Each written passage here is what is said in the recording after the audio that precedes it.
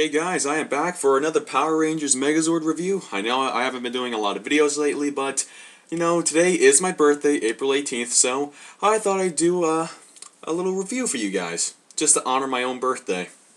Now here I am going to be reviewing a very rare toy. People may not like it so much, but I might as well review it anyway. This is Silver Titanus from Power Rangers in Space.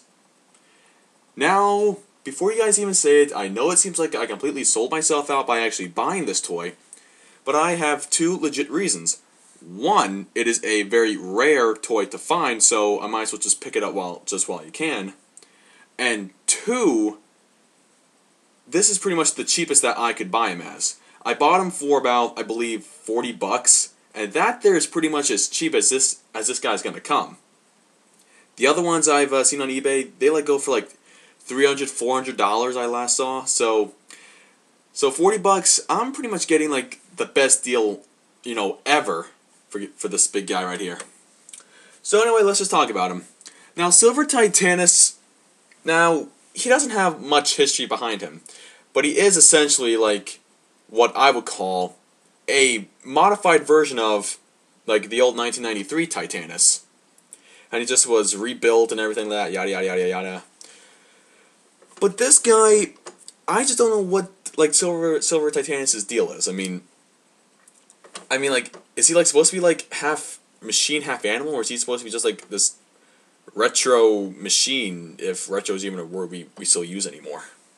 Silver Titanus was actually meant to appear in the final episode of Power Rangers in Space, and like apparently due to budget cuts or something else beyond all Saban's control, he didn't appear.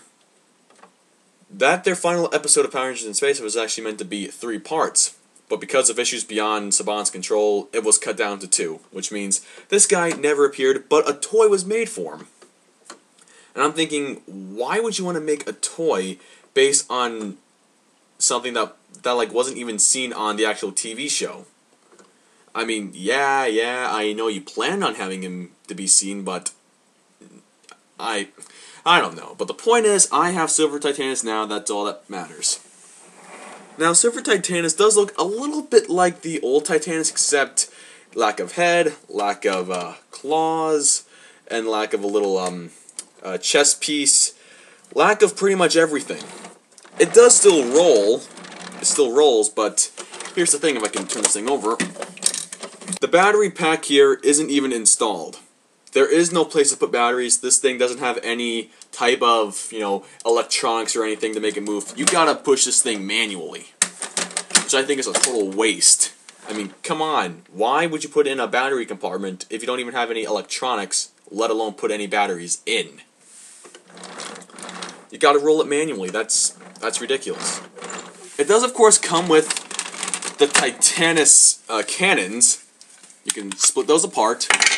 And what's really great about these guys is that you can mount them right on the side of Silver Titanus.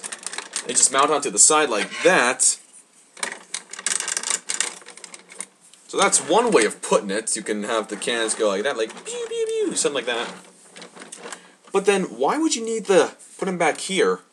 And why would you want to put them up there or put them here? Because aren't you essentially going to be shooting them forward anyway, regardless of whether or not you're gonna put them on the tail or put them on the the wheels, or like, why? What's the big deal with this little back tail?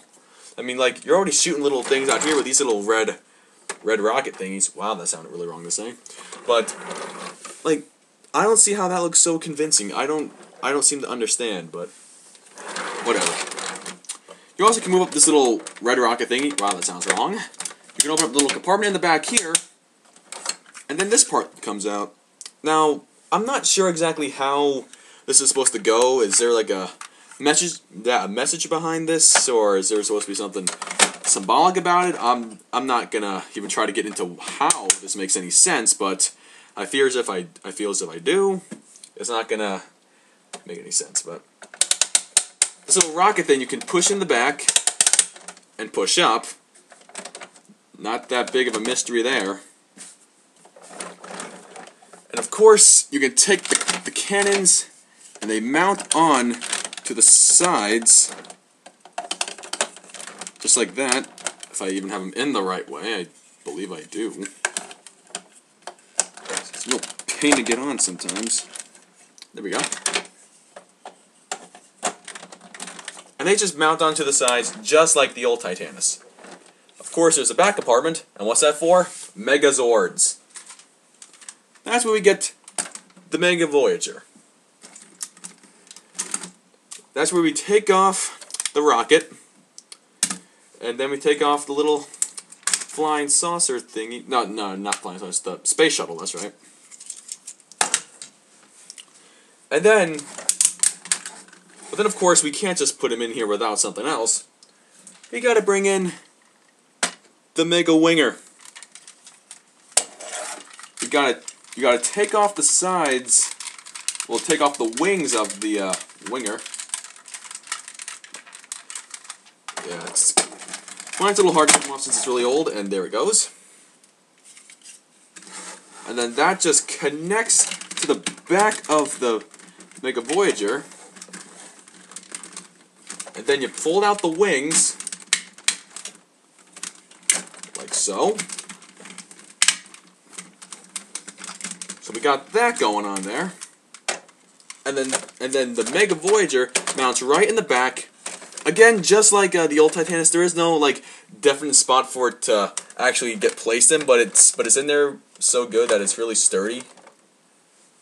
So we got that going on there. We take Carlos's Zord, and that mounts onto the top of the little rocket holder. And then that just rolls in there. And then finally, we take the rocket, and then you, oh, no, I got it upside down, and you put it in just like this. Come on, get on there. I believe that's on the right way, or, no, I think I did have it the right way the first time. My bad. And there we go. We got somewhat of the Ultra Zord, I guess. And this looks really wrong to some kids. I'm gonna pull up the camera a little bit. People are saying is that this Megazord looks really phallic, and for all those who actually don't know what phallic means, I'm not going to tell you. I'm not going to tell you because you kids are not old enough to understand. Not old enough to understand, kids. So this is pretty much what the Ultra Zord would have looked like if there even was going to be an Ultra Zord in Power Rangers in Space. But then again, there wasn't an Ultra Zord within the Mega Ranger Japanese counterpart. So I guess I can see why they didn't want to have the Ultra Zord. But then again, budget cuts or something like that, reducing the episode count, taking it down to 2 parts of a series finale. But well, whatever. Now, I just don't know why they had to do it, because this is bad enough right here. Of course, they have to do it for Zane as well, so they can actually have his Zord also be in control right here. And I'm saying, why? This is like this is just a huge waste of time to me, as far as I can tell. I mean, yes, I know it does look legit, but just me speaking like a collector, I really wouldn't recommend him. But then again, I actually would recommend him. First off, I definitely would not recommend this guy because, again, he actually wasn't seen on TV, and he just takes up too much space, although I have my own little spare shelf, so he doesn't take up too much space for me. But then again, I actually would recommend you guys getting him because he is a bit rare to find, and he really doesn't come cheap. So pretty much for a Silver Titanus, it's pretty much a hit and a win. You miss and you lose, but then again, you win and you lose when you buy him. See that? I'm just mixing up all my words now. But who cares? It's my birthday, so I can mess up my words if I feel like it. So anyway, guys, that's pretty much it for this review of these guys here. Well, this guy entirely. So I hope you guys enjoyed. Have a great day, and I'll see you around. And I'm going to enjoy my birthday today, so take care.